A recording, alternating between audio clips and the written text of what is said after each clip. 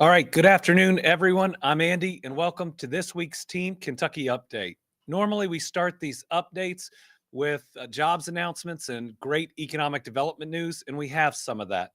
But we are still experiencing one of the most widespread flooding events that the Commonwealth has ever seen, and so we're going to start right there. Let me start by trying to give you some scale on how big this natural disaster is. We've now had over 70 counties that have declared states of emergency.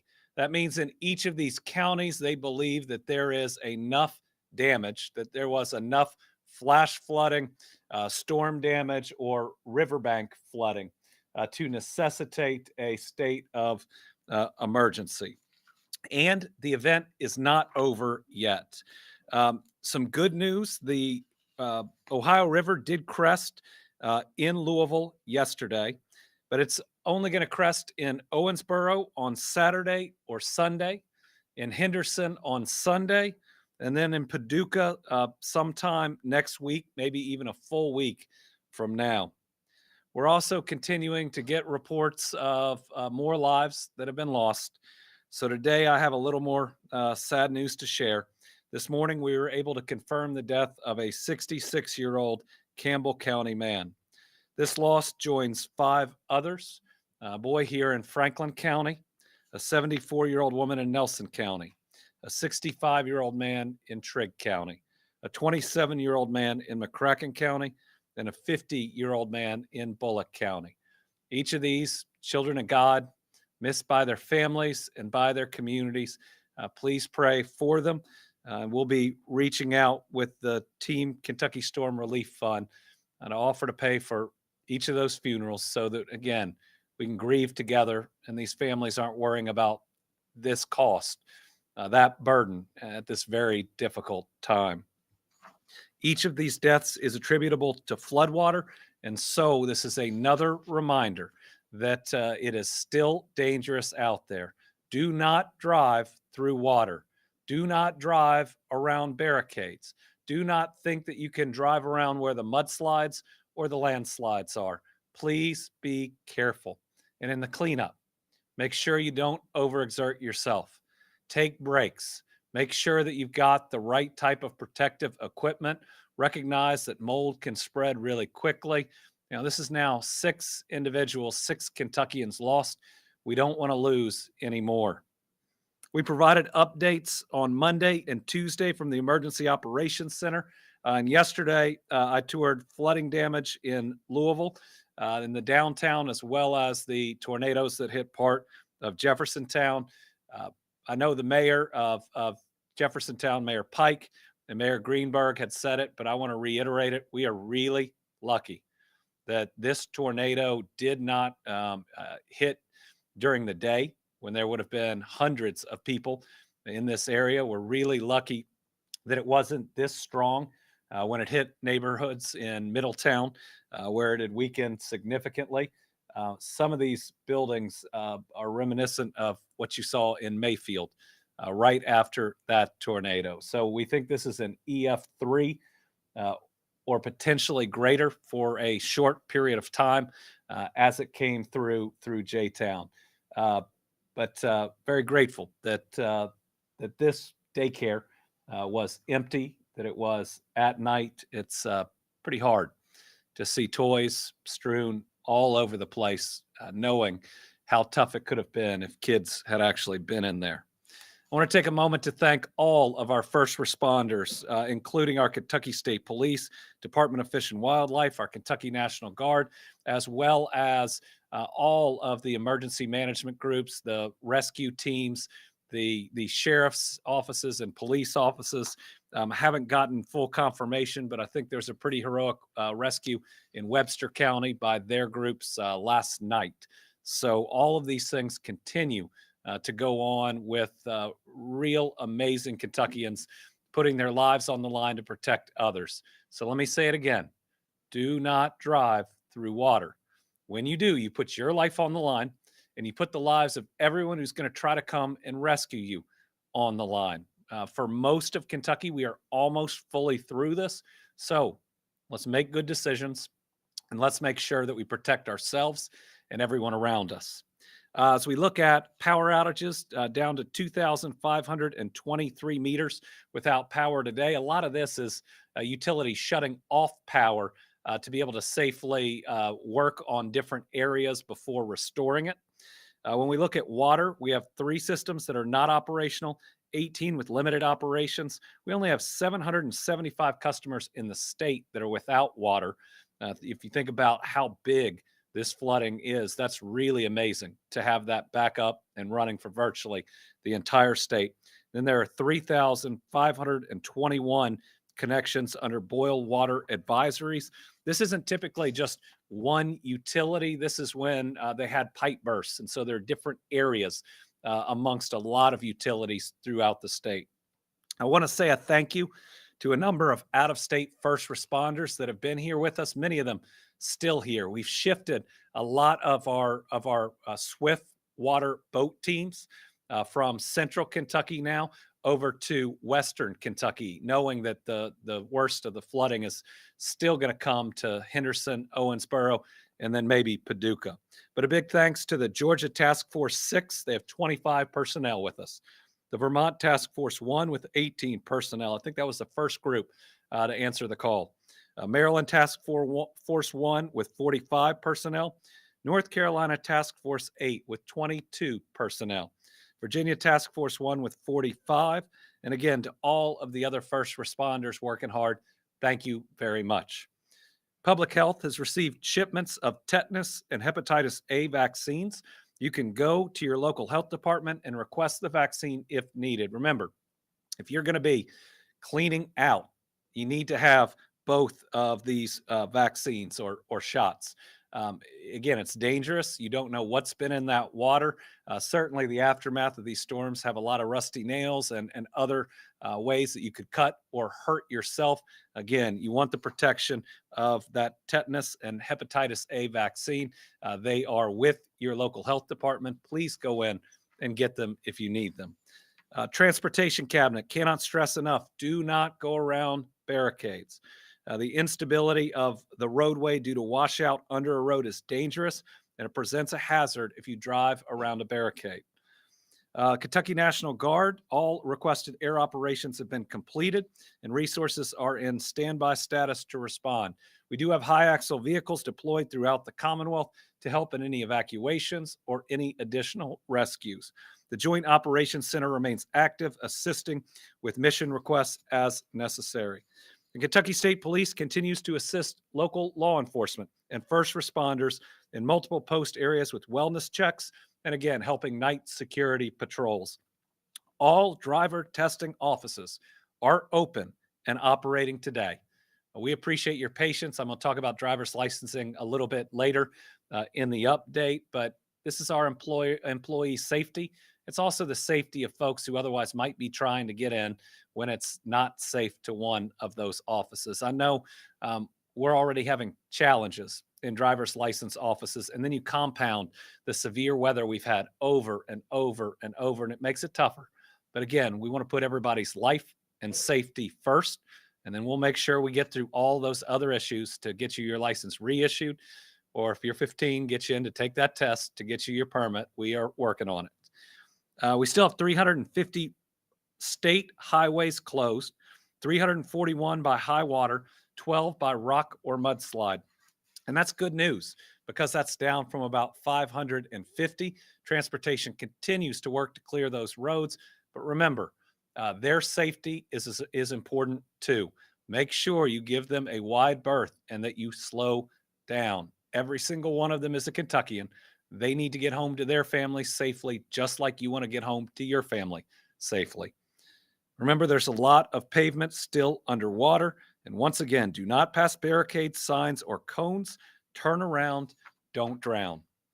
Bridge inspections and highway damage assessments are also underway. 85 bridges have been inspected. 4 have issues. 2 are closed. Those include Kentucky 1462 in Marshall County due to the condition of the channel, and then Graves County, the county road, the Tim Road Bridge. 8 have debris, 1 having temporary repairs. Remember, though, there is road damage. pavement can be peeled by rushing waters. The full extent won't be known until the waters recede. Remember to check goky.ky.gov for closures and know before you go. In a new update today, we expect to submit our application for individual assistance to the Secretary for Homeland Security and the President tomorrow. Now, we are likely to start with 10 to 12 counties. And I know you saw the map. 70 counties have declared states of emergency or more. The reason we're doing this is we want to make our best case to get that first round in, and then we will add counties after that. Now, we've been through enough of these. We know that that is the fastest, most effective, and most efficient process to do it. And so I know when we make this application and hopefully it gets signed off on, we'll put out that list of 10 to 12 counties. Rest assured, there will be more. Had a chance to talk with FEMA's leadership in state yesterday. They are already making preparations, provided the president signs off on it, on where disaster recovery centers will be. They recognize it's going to be a massive operation for FEMA, given how many counties have been hit, but they are really putting in a lot of planning. We're really lucky that Jeremy Slinker, our former Director of Emergency Management, is now with FEMA. Is providing a whole lot of help in our EOC. We're grateful for him. General Butler State Park is sheltering 112 people from this flooding. Additionally, from the previous floods, Kentucky state parks have 102 people at 3 state parks. The Team Kentucky Storm Relief Fund is now just under $1 million, 992,000 raised. One quick update from the February flooding. Now, I said that I thought that things were going better with FEMA and individual assistance this time around. I think the numbers bear it out. Thus far, over $32.7 million have been sent out from FEMA to families that have applied for individual assistance. That's a good number, and we expect it to continue to grow. All right, moving on to how we normally start the Team Kentucky update, which is good news. The good news is that our economy continues to grow. Even with all of the concerns and pressures coming from our own federal government, we continue to announce new jobs. And while our federal government talks about manufacturing not being in the United States, we continue to announce manufacturer after manufacturer after manufacturer either coming to or expanding in Kentucky. And what I love is we're talking about the manufacturing of the future, making sure that the facilities we're opening are going to be here 10, 20, 30 years from now, providing good jobs for our people. And so all these we talk about are what I would call advanced manufacturing that are truly going to help us lead this country in making what we need in Kentucky and paying wages where people can support their families. Since I became governor, we've now announced more than 1,100 private sector new location or expansion projects for a record $35 billion in announced investments, a record 60,500 new jobs, and a record 3-year average incentivized wage of over $26 an hour. So today, we're announcing that Morris Packaging, which is a leading minority business enterprise certified manufacturer of flexible products, the company's announced plans to build a nearly $61 million production plant in Marion County. The best part, this project's going to create a whopping 276 new jobs for Kentucky families in that community. The company offers sustainable packaging solutions, warehousing, inventory management, logistics management, and design and brand services across several industries, including the food sector.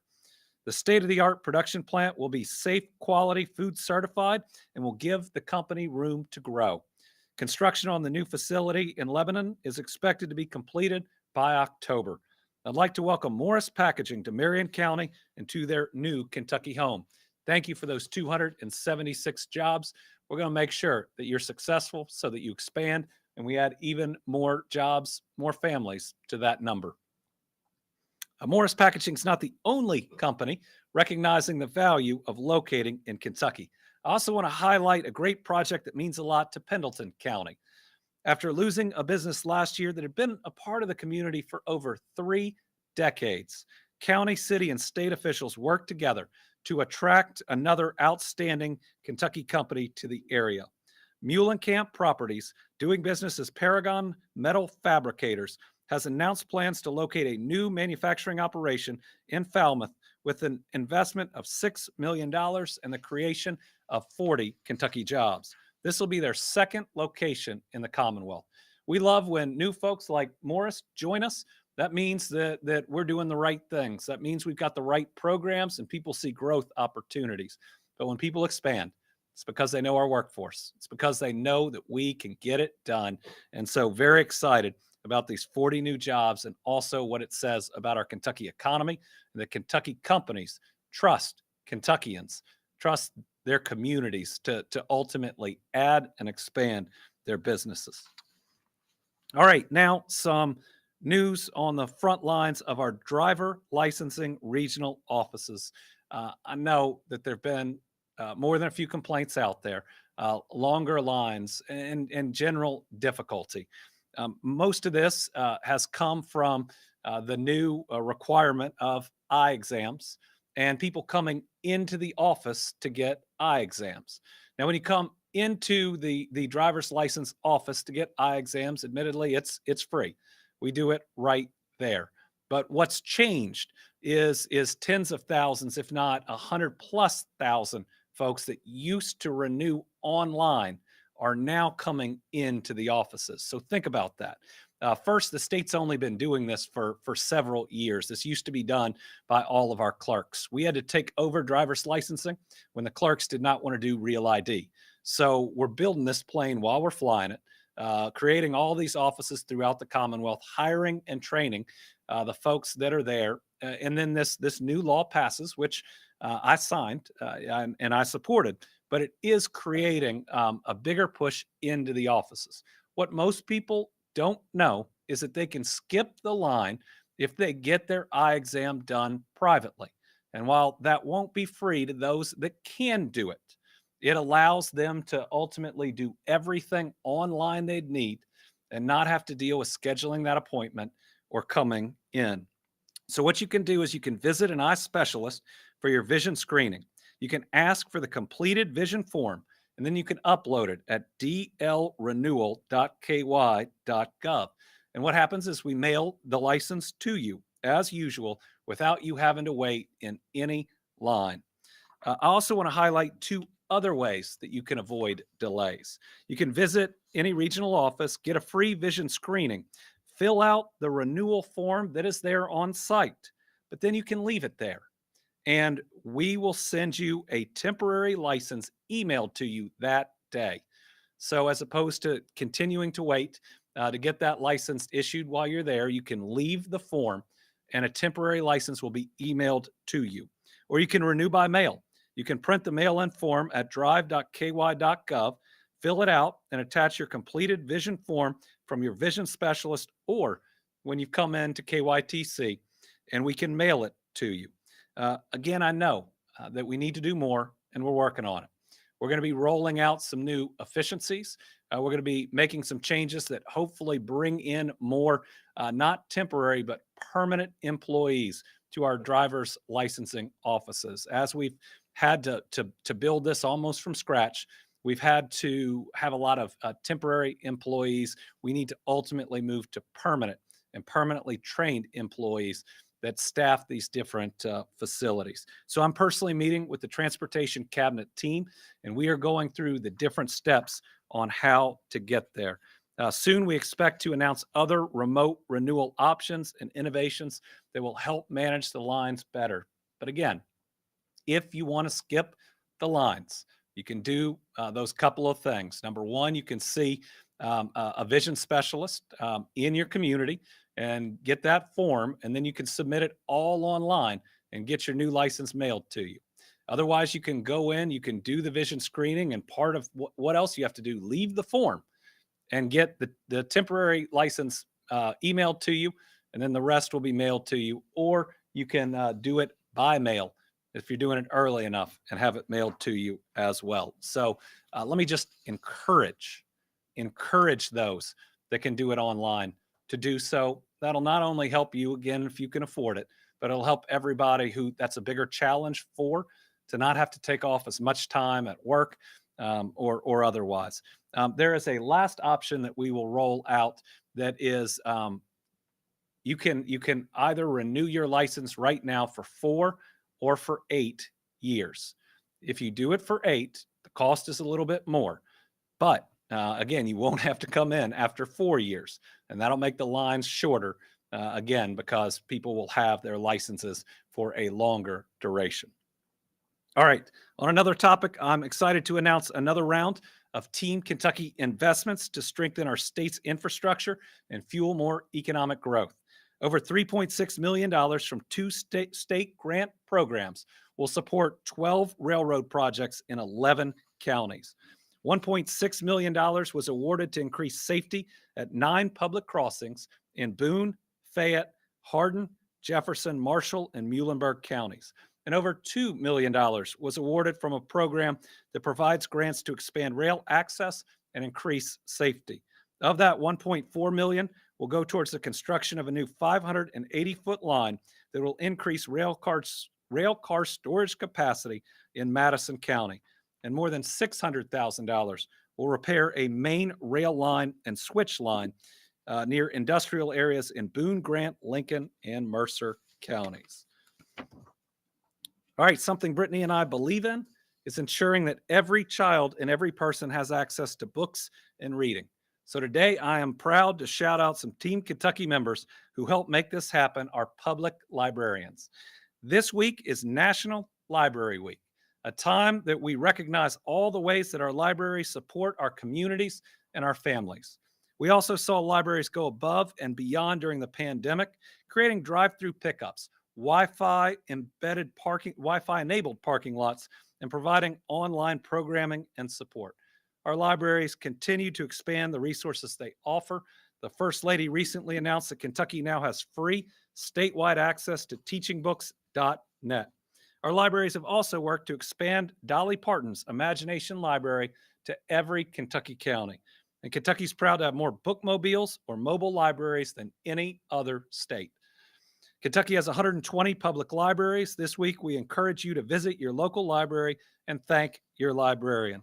Now, if I can, my public library that we go, which is here in downtown Frankfort, recently got a lot of water. We think it was primarily in the parking lot and in the basement. I know we're going to get some more information about that today. We planned on having a picture or two up, but to them, thank you for all your hard work, and we know we'll have you back up on your feet here quickly.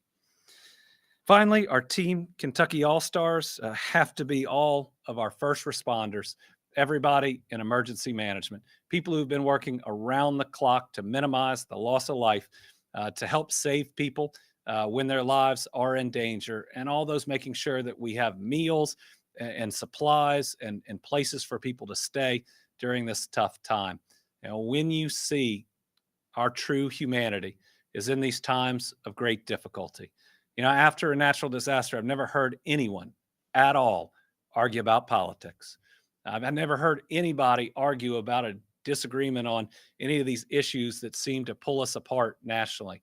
All I've seen are people be good to each other, to show each other love, to help, and to everybody who's showing that love and to everybody who's helping, you are this week's Team Kentucky All-Star.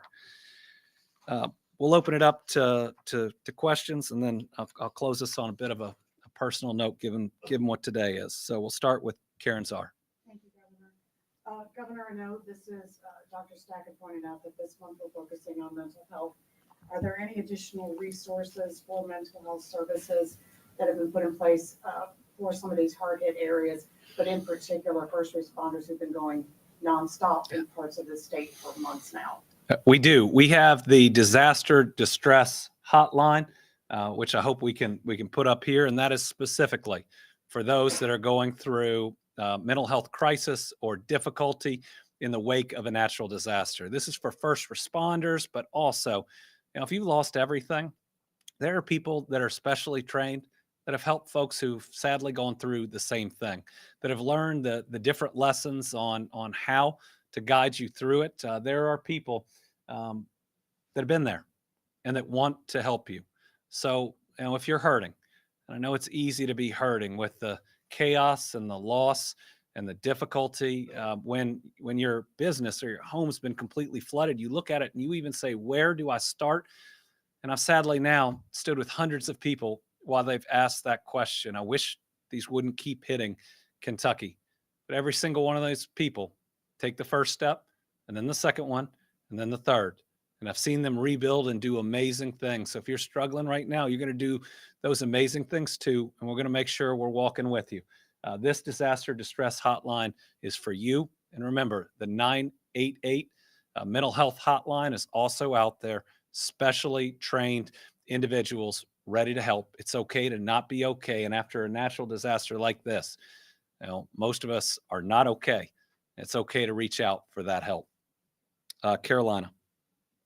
Governor, some rivers have gone down a good amount now. As you pointed out, though, some have not yet crested. We've had some rain in the early morning. There's potentially some more forecasted for later. I know it's not a significant amount, but given how everything is so saturated right now, are you guys concerned that this could cause some additional problems? Yeah, the rest of the rain we have coming through today isn't going to cause any flooding of note. It may make the rivers go down slightly less quickly, though here in Frankfort, it receded faster than all the original projections, thank goodness, and it was just barely below the projection that would have been problematic. I think what we're worried about are mudslides, rock slides with that extra saturation, and then just people being careful on the roadways.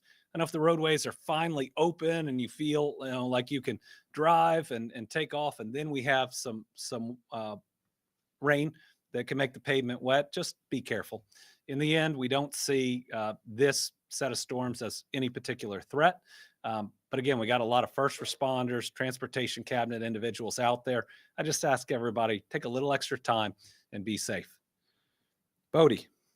Thank you, sir. I know we're still probably, counting the numbers in terms of damage from this event. Are we at the point now where we have to consider any kind of special session, or is there any desire or need for that? And if not, what, pots of money are available? Yeah. So we're not to a need for a special session yet. But remember, we're not out of the first year of the biennium.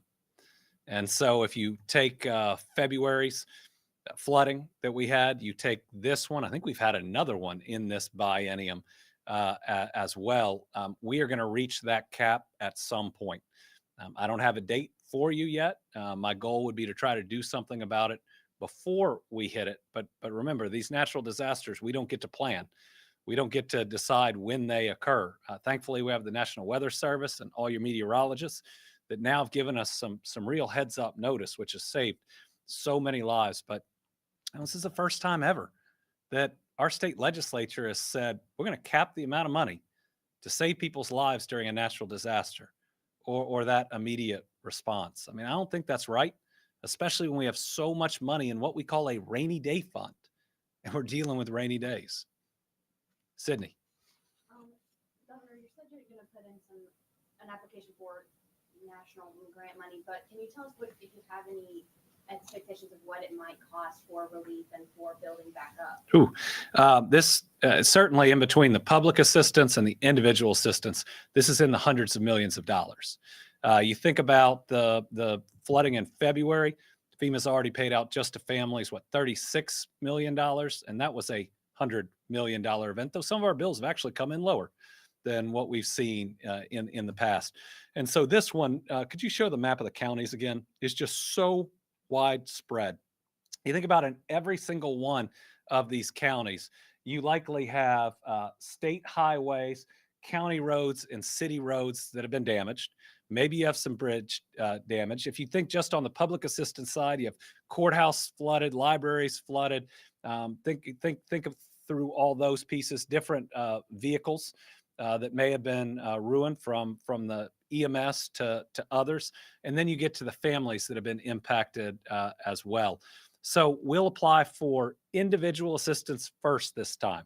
Normally we apply for either public first, or we apply, and that helps governments and counties. Normally we apply for government and individual typically about the same time, or public a little first because it's easier to get that together. We know families need help. And so we are changing our approach to prioritize getting families help first, knowing that we can get that other application in. If approved, it will provide, I think, about $750 just in initial help. That's not the total. I know that rumor or misinformation went around before, but that's immediate needs and cleaning supplies. And then there's, I think, around 42,000 as a ceiling that's available to families and individual assistance.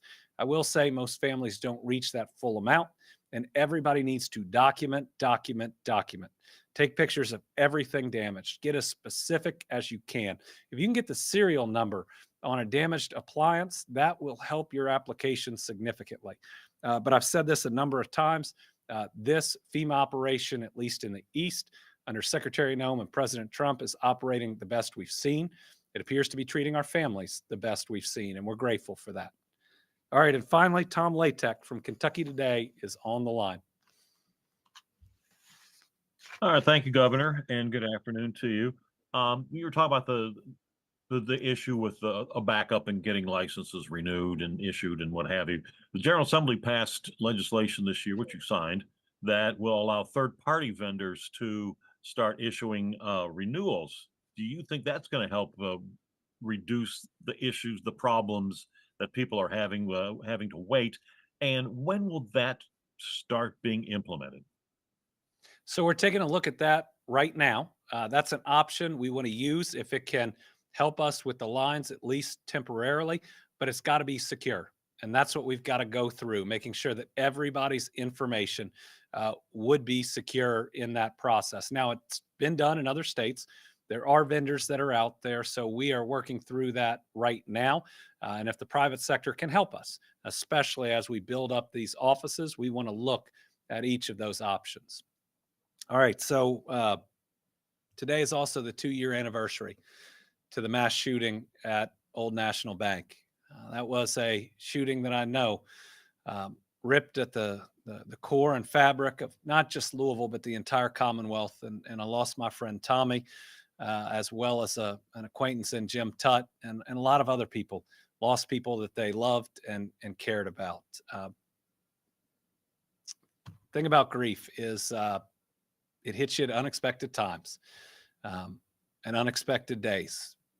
But to me, I'm committed that the traumatic memory of my friend's death shouldn't overshadow all of the great memories of his life.